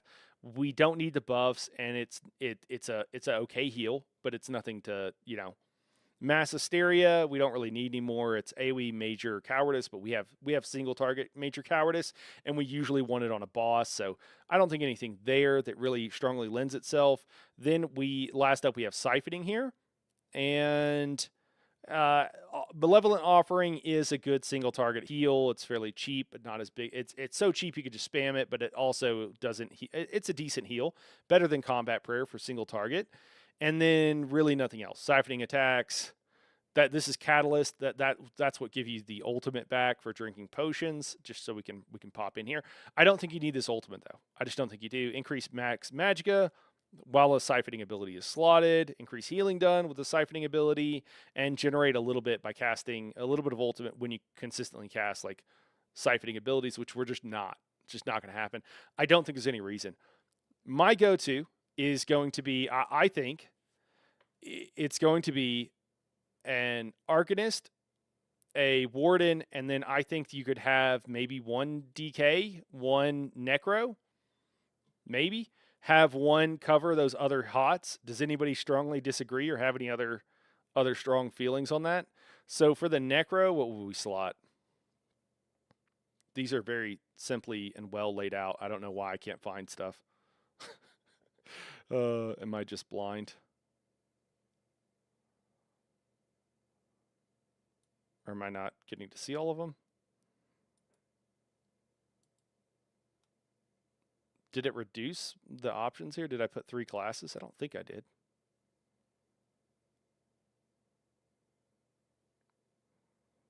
What's going on? Oh, you know what? I grab it's smart. I grab the, yeah, okay. So maybe you need one Warden with, how does that work out? Because you need that other skill line on somebody. So maybe you still have a Warden with 2 Warden class abilities. That must be what's going on. And then I guess you could do, I don't know. You could do a couple of things, I guess. So we're talking about SBC Pillager's Prophet right now. Would we want to run like Necro stuff on that? Or would we want to run, man, that's a big question. I don't know what to say here. But I would say my biggest 4 options there. So you're gonna want a Warden. I think probably stick with a Warden main, so because you're gonna need 2 of those skill lines, and then grab a third, whatever that happens to be. And then I think that a Necro, potentially I think a DK. I think a Necro and a DK could also be on a tank or someone else. And then still, if you wanted to, you could grab Templar for an ultimate. I think you got some flexibility there. What do you guys think of that? of going with those, basically those 4 combination of classes. Maybe you could argue like 5. So you need a warden, and then you can flex the warden with one of their skill lines to whatever you want, and then you're gonna want a. It really doesn't matter, but Necro skill line, potentially the Dragon Knight skill line, and probably still Warden skill line. Double up on the Warden, because the Warden, it's just too good. The flowers are too good. I think you have to. I think you have to go for it. So if we went like Necro, I'll have to think about it more. I don't want to spend too much time on it, but I'd have to think about that a little bit more. My brain is full. Let me see what we got here. It took me too long to realize Cauterize was mini segmented burst heals and not a really weird hot. Oh yeah. And the fact that it smart heals in a burst is what I showed everybody on the stream here the other day, guys. I healed on a DK healer in Veteran Sanity's Edge, and things, it was the Saturday group, and it's a training group, and everybody was fucking everywhere, and everybody was dying, and it was not good. But if I actually looked at like which heals actually healed someone when they needed it, I looked, and absolutely Cauterize was top, because nobody was in a stack. So with groups like that, or if you're in Vass or whatever in a dungeon, it actually is an incredibly good heal. I actually think we could make a dungeon healer as well, guys. So there are 3 or 4 abilities. So the chakram for the shield is really good for dungeons. Cauterize is really good for dungeons. And I think there's at least 1 or 2 other skills that are really good for dungeons. We could make like a super good, herd of cats healer build if we wanted to, and it could be fun and make your healing in random normals or random veterans a lot easier. Was gonna say overflowing altar, but then I remembered that wasn't a sci-fi. Yeah, it's just a undaunted, I believe. What sets will your primary healer run versus the necro? Robert, I'd have to think about it a bit more, man. I don't know off the top of my head, but I'd have to think about it a little bit more. Honestly, the Workinist Night buff spec with Frostcloak and Igneous Weapon sounds pretty cool, so long as Battle Roar doesn't conflict with your pets. Well, you can always take off Battle Roar if you need to. Just not slot the passives. Is Vibrant Shroud any good? Oh my god, you're right. Yes, Vibrant Shroud is really good. Hold on. Wait, I did forget. Oh god. Yeah, I think I'm going to leave. So, Vibrant Shroud is a good heal. It's a good burst heal. It functions similar to a combat prayer, provides minor brutality and major maim. I don't know if the whole skill line, though, is worth it for that, because I think that's all you really get. I mean, you do get like Dark Deal or Dark Exchange, either morph, but I don't think the rest of it makes it worth it. Let's just double check. Yeah, reduces the cost of abilities. That's, sustain. This single target heal whenever you cast. Yeah, after blocking, and then Minor Prophecy. Well, I guess you could get Minor Prophecy here if you needed it. I think you would really. I think that would really be if you wanted to not have a sword. I don't think so, Chicken. Off the top of my head, I don't think I'd worry too much about it right now. I think Moore has this on a roster for Tuesday, so I could be missing something. Ivan says meow meow. What's up, Raven? What's going on, man? Good to see you. Good to see you in the stream, man. I popped in to say hello, man. Got to get some more Helldivers in. Up All Night says, hey, sorry if this was already mentioned, but how bad would a full pet focus go with Daedric Prey using Daedric Summoning, Animal Companion, and Grave Lord skill lines? That is a really good idea, Up All Night. I think we all want to try that build. I think that is a meme build that's been mentioned. I think it would be fun, if nothing else, so we'll have to try it out. How good it'll be, I don't know. I don't know with a lot of that. I think that there are some kind of diminishing returns whenever you go so hard into a theme, but that doesn't mean it's not going to be really viable. Might be fun with Daedric Prey, yeah. And also, we're going to have to test the interactions, like stuff could be broken. A Zuden, yeah, I like it. Just bring the whole zoo. You also get Daedric Refuge for those shields, rely on coordination with people. Yeah, that's fair. All right. Well, I think that's healer. I think the healer is done. I think the healer is wrapped up. Let's go ahead and move on, and we're going to talk about tanking now. All right. Let's go ahead and move on and talk about tanks. I think that we've got a pretty good idea of those 3 or 4, really. And then you could open it up to 5 or 6 skill lines that are going to be really interesting for a healer. But I think we covered it.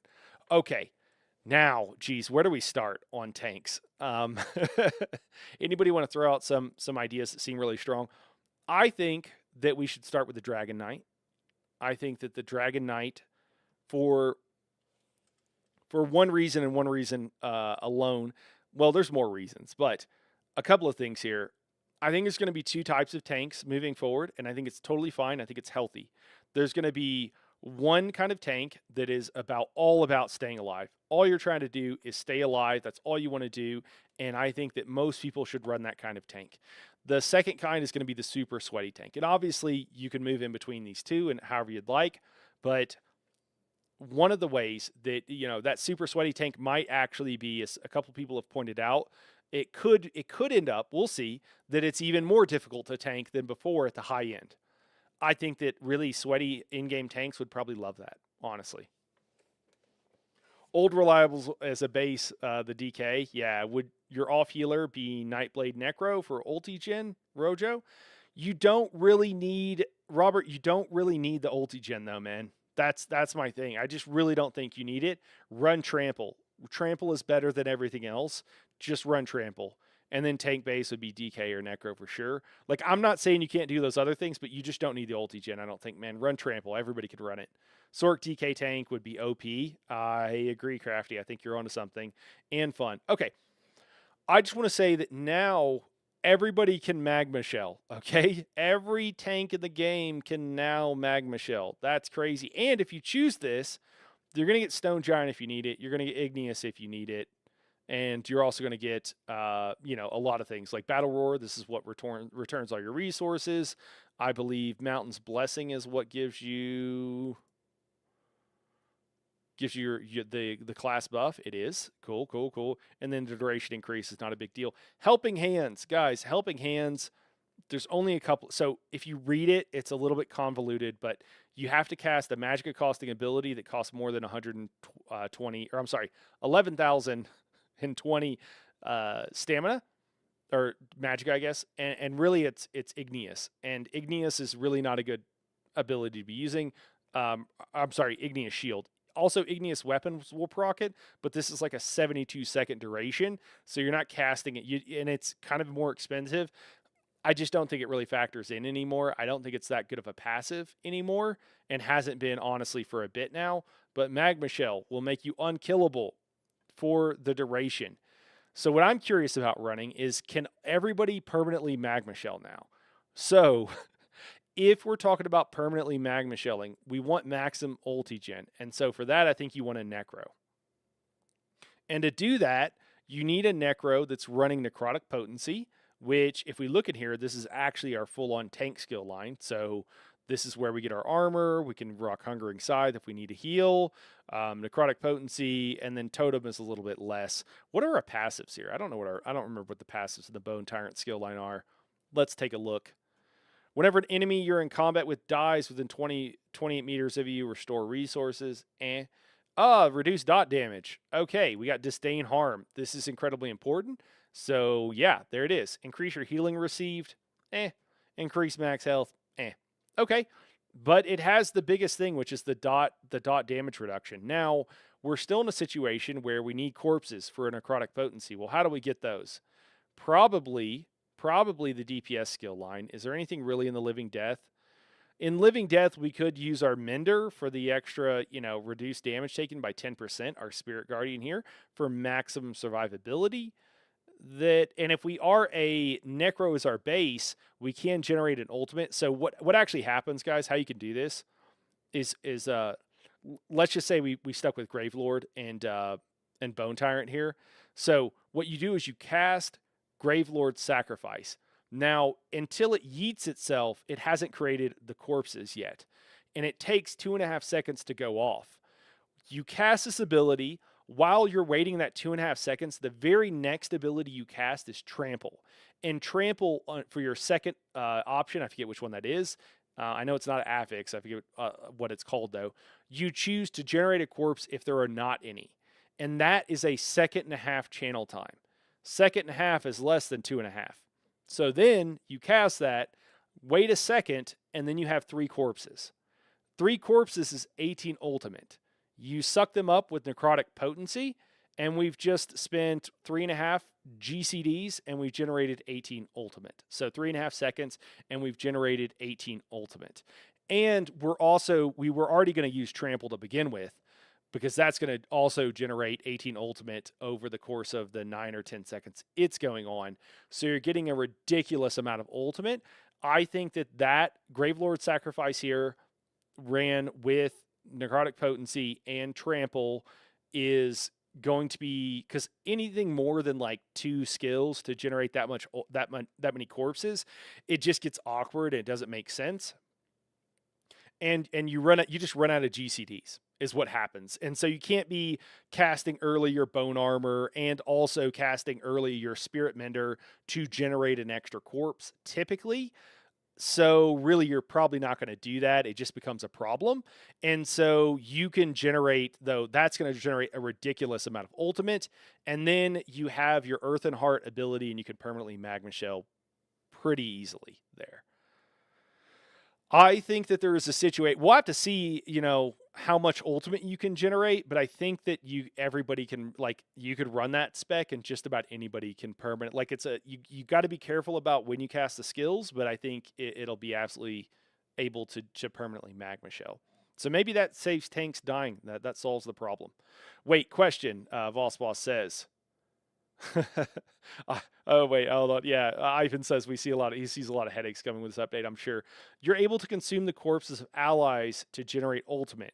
Could you slot a Sork pet on one bar, then bar swap to kill it and consume its corpse? I think it unsummons. I don't think it actually dies. Vossboss. The other thing is, you can consume the other corpses of players. If you have other necros in group, you cannot consume their corpses that they generate through necro abilities. Only you can consume those. And then Ivan says, yeah, it's an unsummon. Okay. Yeah. Also, you have to channel cast it, so it's not worth the time. You are having to spend the time to cast it, and that's not good. It's really long, so it wouldn't also work for that reason, I think. But it's a good idea. We got to keep that kind of outside the box thinking going. So please don't let me discourage you. I'm just telling you, yeah, don't let any of the guys say like, I don't think that would work. Put a wet blanket on anything. Like I think these are great ideas, and we just got to try some stuff out. Robert Miller said, I just started a Zenkosh DK. Hopefully they don't become obsolete with all the arc passive penetration. Oh, that's a good point, Robert. I don't think they'll be obsolete for optimal content, which is probably what you're making it for. We'll have to see, man. Bedarius, what's going on? Hello. Did you take in consideration 1 second of GCD before trample?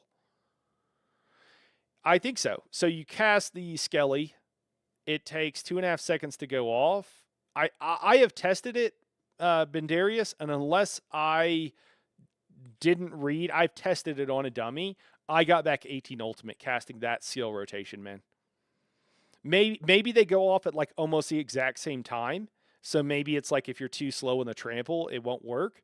But I did actually test it on a dummy, and I was able to get back 18 ultimate, meaning that I consumed 3 corpses. So it does seem to work. Yeah, okay, we got because when you swap bars and don't have it on, the bar goes away. Yeah, yep.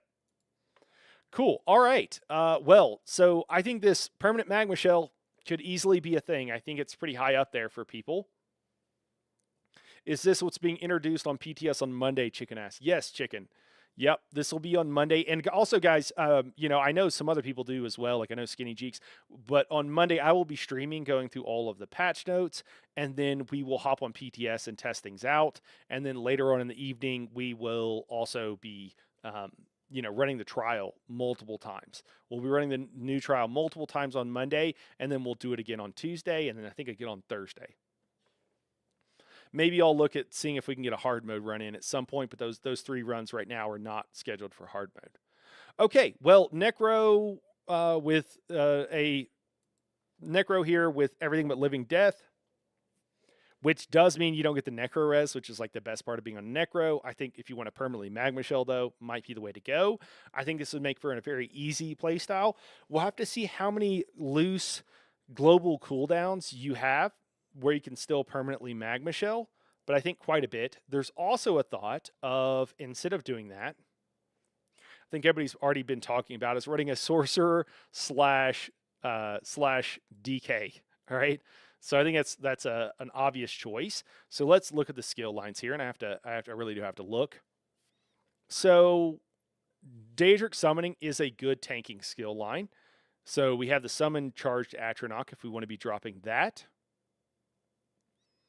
We should turn the Thursday run into a hard mode run on PTS. Ooh, I think we could do it. I don't know. That run is already up, and it's not up as a hard mode, Donnie. I have that up in a. I was doing one run over in For the Clear. Yeah, so that. But I'm down for doing that later on. Maybe like a Saturday, Friday or Saturday. I'm down. We could talk about it. All right. So we don't need these the Clan Fear. Or the Unstable Familiar. You just don't need it for heals, and it takes up two bar spaces. Same with the Twilight Matriarch. Not saying you couldn't use them under certain situations if you need a bunch of heals for yourself. In the case of the Unstable Familiar, or if you wanted heals for other people, in case of the Winged Twilight. Twilight Tormentor or Matriarch, whatever it is. Yeah, Matriarch. Sure. Daedric Prey, extra damage. We don't need it. Hardened Ward. Hardened Ward is massive. It's twice as big as your average shield. So it's absolutely massive. Also, Bound Aegis. Bound Aegis, just by being on your bar, is going to provide you with major protection. You always need some source. Also, minor resolve. I'm sorry, minor protection, minor resolve, not major. Excuse me. Misspoke. And if you cast it, you get a 40% block mitigation. Any tank would love to have that. It's a great skill. So pretty huge. Hardened Ward also, well, we'll see from passives in the skill line. So this will be about a 20k shield versus like a 10k on just your average deep tank class. And again, there's several tank classes that have bigger shields. Templar, Arcanist come to mind. DK is, I think, on the lower end, but it's really cheap, so it's kind of nice for that. Let's look at some of the passives. So in this situation, maybe you could have one of your tanks dropping the Storm Atro. This already happens in Sweatier content. And then we got a little bit of Restore Magic or Stamina whenever your non-ultimate Daedric Summon abilities end. It depends. It's based on the ability's cost. I mean, it's fine. Reduce the cost of your ultimate abilities by 15%. So one of the questions would be, well, on our Dragon Knight, one of the things, if we run Magma Shell, but now it's 30 ultimate cheaper, well, that also just makes it, just even if you don't have everything else and you do everything you would normally do, and you're not on a Necro, like it still makes it easier to potentially permanently Magma Shell. So something to keep in mind there for sure. And then what else we got? Increase your health and stamina recovery by 20% while you have a Daedric ability slotted. This stamina recovery is huge. I mean, obviously you got to not be blocking, but if you've got this giant shield, you don't have to block as much. You could just hit the shield. And then increase your maximum health by 10% if you have a permanent pet active. Increases your max magic and stamina by 10% if you don't. So normally I recommend not, so you're going to get extra max magic and stamina, and that's not as good as it could be, but hey, it's fine. I thought there was a heal in this skill line. Is it not in this skill line? It must be in a different one for the Sork. It must be. So a couple of really good skills there. Hardened Ward, Bound Aegis. Like you can find some of these buffs other places, but it's pretty good. It's pretty good. We should definitely keep it in mind. Let's look at Dark Magic. So here we have Vibrant Shroud. This provides AoE Major Maim. Also heals our allies, and also AoE Minor Vitality. I'm sorry, Major Maim, Minor Vitality. It's nice to have. Really good on hard-hitting fights for that AoE Major Maim. We have other sources. If you're on a healer, this actually heals you for about the same as a Combat Prayer, if I'm remembering correctly. The rest of this stuff, Dark Deal. I mean, Dark Deal is awesome. So that would be really good. That's what allows you to trade magic for for a lot of stamina back, or vice versa, stamina for a lot of magicka back if you have plenty of stamina. So usually people are using Dark Deal, trading magicka for a ton of stamina. Allows you to, perma block almost. You have to drop block for a second to cast that skill. And then we can look at the passives here in a second. Storm Calling here, this is mostly going to be DPS skills. The only thing you're losing, and it's tragic, is you would lose Ball of Lightning. So you wouldn't have, if you swap this out, you wouldn't have Streak, which is like one of the saddest things. Let's also look real quick at Dark Magic, the skill line. I don't remember what the passives are here. So reduce health, magic, and stamina costs of your non-core abilities by 6%. Awesome for sustain. This is it. Blood Magic. Whenever you cast a dark magic ability with a cost, you heal for 1,600. This scales off of your max health. Yeah, so whenever you, I think this procs on other things. This says Dark Magic. I could have sworn, what heals you, guys? Whenever you cast, am I remembering this wrong? I just did a super in-depth video on this. But this heals you. Whenever you cast your Hardened Ward, is it in the skill itself? Oh, you also heal. Oh, I'm sorry. Yeah. When you cast Hardened Ward, you heal for like 5k. And it's in the skill line. Okay, so Hardened Ward, in addition to being twice as good as the normal shield, also heals you for about 5k. And then separately, it heals for the exact same amount and scales the exact same. Whenever you cast a Dark Magic ability just from the passive down here, it'll heal you for that same amount. They scale the exact same, and it's based on your max health. And it'll be about 5,000 on a tank, depending on what your health is at. Reduces the cost. Okay, we already went through that. After blocking, your next health, magic, or stamina ability costs 15% less. This is actually can be very significant. Those who tank more on a Sork tank than I do can actually be pretty awesome. And then it also provides you with the Minor Prophecy here for the Sork passive. These are both two really good skill lines for a Sork to have and for a Sork tank. So I feel like maybe Sork tank and then maybe dabble in one other skill line, but it needs to be something that provides us with Major Resolve most likely, or we can just use Mage's Guild skill balance. I don't know. The Sork is so finely tuned for tanking, it's hard to say what skill line you'd want to drop. Do you guys have any suggestions? Let me catch up here on chat. Oh, I see you're cheating on me.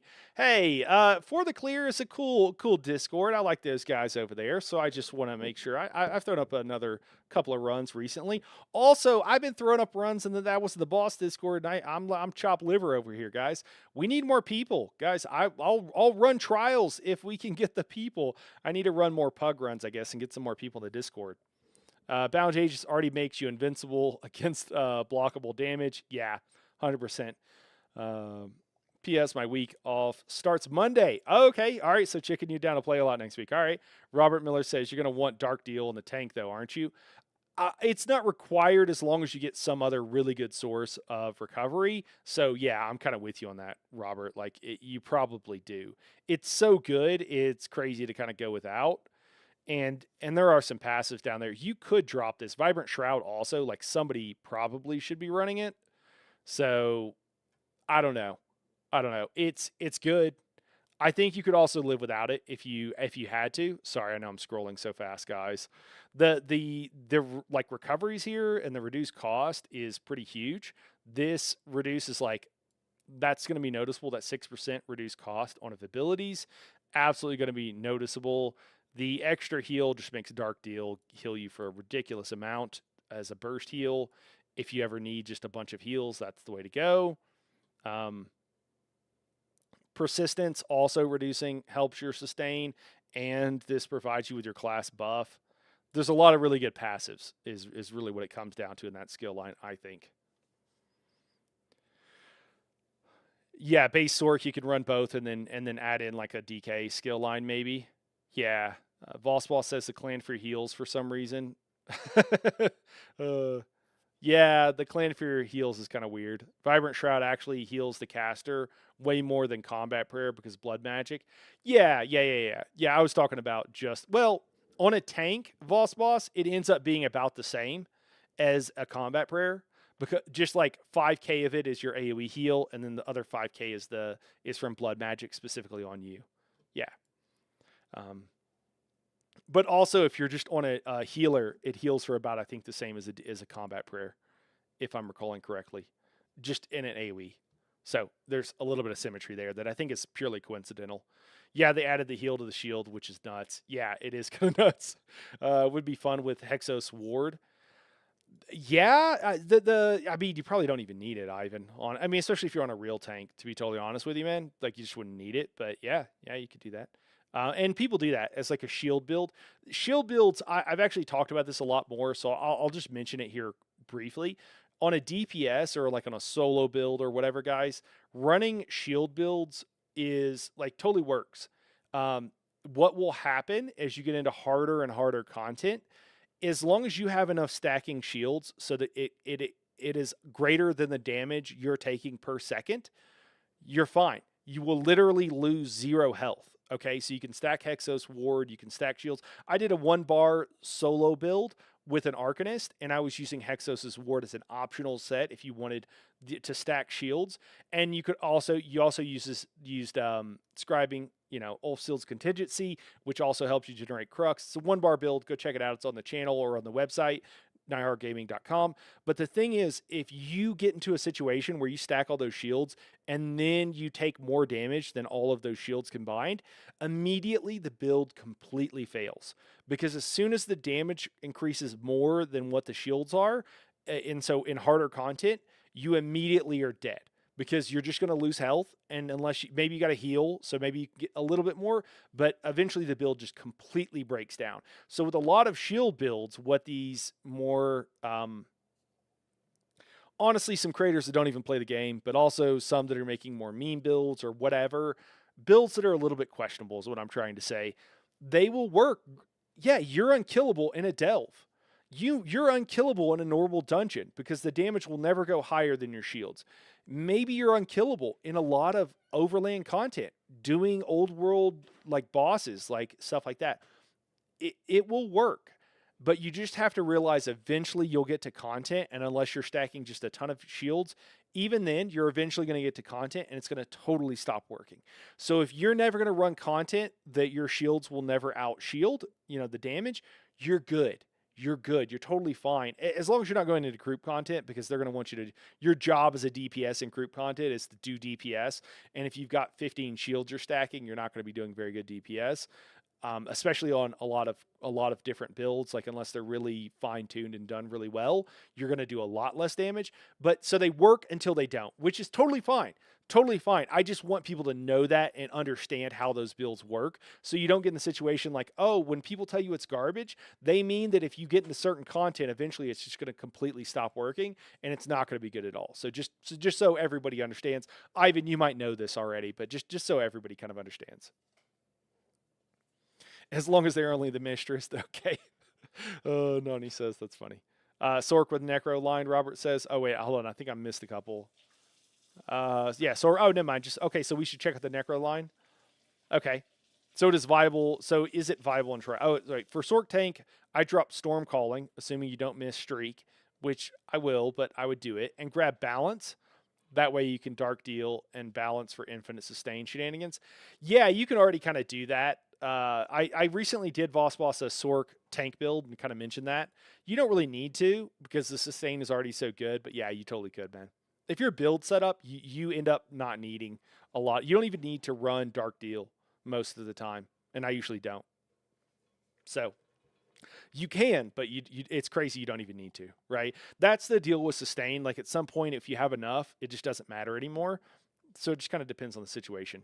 So is it viable in trials? What do you mean specifically, Ivan, with is it? Hexos Ward? Hexos Ward is not viable in trials. In veteran trials, it's complete garbage. That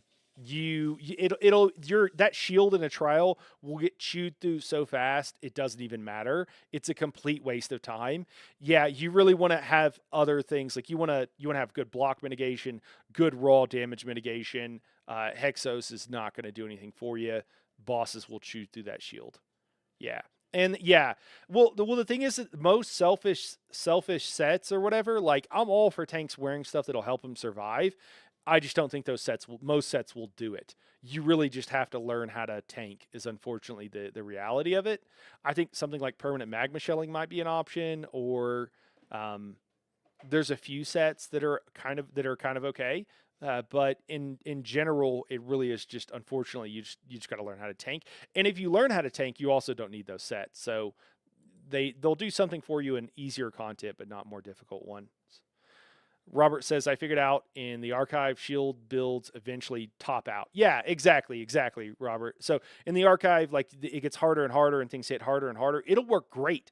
You'll feel unkillable until the moment that your shields stop being big enough, and then you'll just get destroyed. Oh yeah. That's why you're asking. No, for sure. These are great questions, man. If you stagger spam, you might need the stam sustain. Yeah, that's fair. You don't need to, but the particle effects are pretty. Hey, that's a good reason. I'm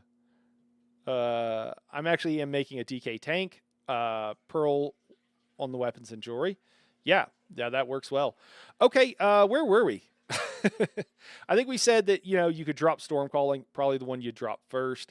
I think you could drop dark magic rather. I'm sorry. It is a shame to drop dark deal. And it is also a bit of a shame to drop Vibrant Shroud, but those are really the two main ones. And then a ton of sustain down here, just as like an option. So yeah, what would you pair that with a DK, or what would you keep on a DK? So first up here, we'll just start at the top. Ardent Flame. I don't really think you need any of these. Yeah, you don't need any of these. You don't need Ardent Flame at all. You're losing, oh God, you are losing Combustion. Combustion is what gives you that recovery that everybody always talks about being nice on a DK. I think literally this is the only skill you want or need from the skill line. It literally is. Yeah. Okay. Well, that's tough. So I could see DKs dropping this because if you don't need the sustain, I guess that's what you're maybe talking about, Robert. What about Draconic Power? I'm just checking that. Oh God, it's 10 till. Ah, guys, we're gonna have to pause on our theory crafting. We'll look through your Draconic Power real quick. I gotta hop onto ESO. Let's go ahead and get it. Let's get it loaded in. Let me pull up Steam here.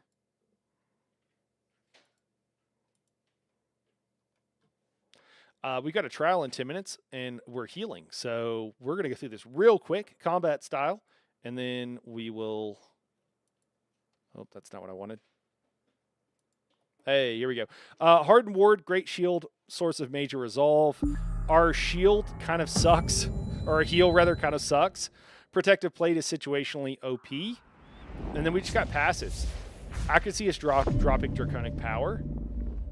Increase the amount of damage you can block. That's a shame to lose. It also gives us the extra resistances. The health recovery doesn't matter. Man, increase your healing receive. Yeah, that's actually pretty hooked up by 12%.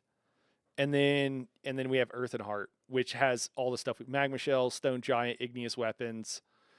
Yeah, man, I don't know. We'll have to talk about this more, guys. We'll have to circle around. We'll be doing this all day on Monday, so I guess we got time. I hate Combustion, but that's because my DK is cheeks. Okay. By the way, if you ever wanted to, how hard would it be to swap over from console to PC? People do it all the time, Ivan. I think they find it to be like a lot and kind of a bummer. But you can totally do it. Let me jump into comms here and let me see what I'm bringing. Hey guys. Right, good. Hey, how's it going? Hey, just want to check what should I bring tonight?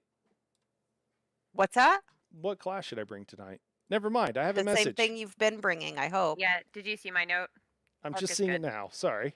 Okay, no worries, no worries. I'm just Yeah, let's streaming try it now. another week. Been streaming for a bit. Okay. No problem. Stick with the arc. Sounds like Yeah, let's Alright, just cool. let's just do it again for science, for science. just to kind of compare it. Okay. If that's cool with you. Yeah, good with me. Alrighty. How is everybody? Hello there. Good. I'm a little panicked because I was watching your stream and lost track of time. And yeah. You and me It's your both. fault. Mm-hmm. We'll just blame Night. That's funny. All Well, right. I'm glad it was both of us. Yeah. I started getting DMs. Are you okay? Everything all right? It's 30 minutes till and you're not here. What's going on? I know. It's like, oops. All right, guys. On stream, I am going to kick. It should Well, kick to you be guys fair, I over. waited until It doesn't 10 always minutes, do it, so- but it should be You kicking did. you You over did. You were great. to the hard mode. It's actually a Godslayer prog that we're doing. We're still trying to get through hard mode, guys. It's early stages. Early Actually, I stages. think I'm all ready though. I mean, I got everything ready ahead of time, so I'm not behind on anything other than just getting the group set up. Let me bring them down. as Oh, well. and my stream. I'll be right back. We'll wait to kick everybody over. I'm gonna just kick you guys on YouTube to an ad, real quick, and we'll do that, and then I'm gonna bio real quick once I do that. Let me go ahead and update on Twitch. So this is gonna be what are we doing? Hard mode, VSS, GS Prog group. And then I've also, just so you guys all know, because I've had a lot of people, usually on videos, it's usually not you guys. You guys Hello. probably know, but I've had a lot of people Mic check. Hello. ask me. Hello. Let me see here. Night Haro Cracking. is What What's is happening? cracking? filling. A lot. Just got back from the gym, ready to get GS. All right. A lot of people will be like, "Hey, they want to see like I'll have stuff up on the screen in my videos, and they want to see that I know how to play." I guess I always put what I just started doing this, but always put what kind of POV it is. This time. So if you want to see any kind of healer POV, just search for it on YouTube on my channel, Thank you and then so this will much be for an doing that. Arcanist healer POV. All right. I'm gonna get my stream started. I'll be right back.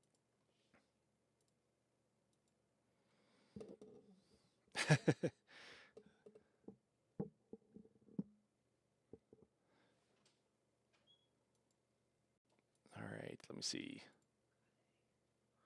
But yeah, Ivan, a lot of people do end up swapping over, man. So I don't know. It can be done. There's people in the Discord that could tell you how bad it was for them if you want to ask. Maybe they could tell you firsthand, but I don't know personally because I haven't had to do it. Okay, guys, I'm going to hit that ad. I'm going to buy real quick, and we'll be right back. All right. I am back. And I'm going to bring these guys up so you can listen to what they're talking about while I'm gone.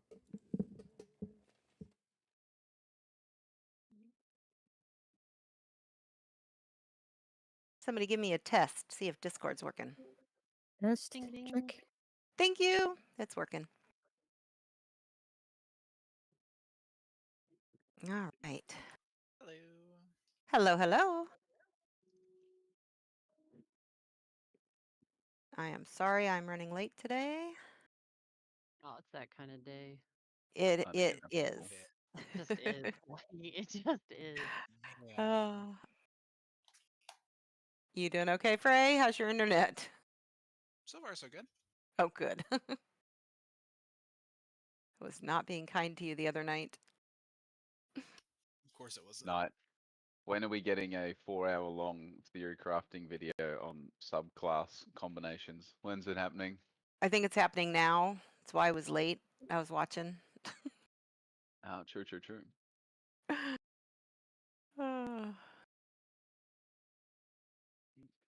See if we can get everybody in here and on the door as quick as possible. Get as many reps as we can. Mini reps. As many as we many are we? can. Oh, I misheard that too, and I was thinking, there's mini Tomorrow? bosses in this fight. Get as Like many. Since when did we move to? Since when did we move to Cloud Rest on Fridays? No, Right? No, No There we cloud go. rest. I'm back Let's in there. do man. it. I avoid cloud rest as much as I possibly can. So no. I enjoyed it back when I had a character built for it, but I have not had a character built for it in so long. I would not be prepared. Oh my gosh. I'd have to yeah. steal somebody Built else's for it, build. comrade. Oh, sorry. Ah, my Elder Elder audio. got her +3. Congratulations, Nice. Elder. Guys, I Thank didn't you, save I my was healer pretty build. Yeah. Oh dear God, She did awesome. Super fun. That's amazing. that's a On problem. DD, heals, or Yes, tanking? DD. Awesome. DD. Definitely worth The switching group was to very console gracious. from They console to said, "We're PC. not Chicken leaving says. until There we Elder go. has her +3 clear." Very nice. Exactly. All right, And guys. we'd only been in there twice. I'm gonna end this stream, guys, on Oh, wow. YouTube. It should Yeah, kick you we over to the got new in- one. If it doesn't, It might put you on a say Night Horror stream is starting soon. If it doesn't start within 30 seconds or so, hit the refresh button because sometimes it bugs. I always lose people whenever I swap these over, guys, but it divides it into nice VODs, and so I think I just want to do it. Oh God, oh this is so messed up. Well, I can't believe I didn't save my healer build. All right, I'm gonna go ahead and do that right now, guys. So we'll be right back.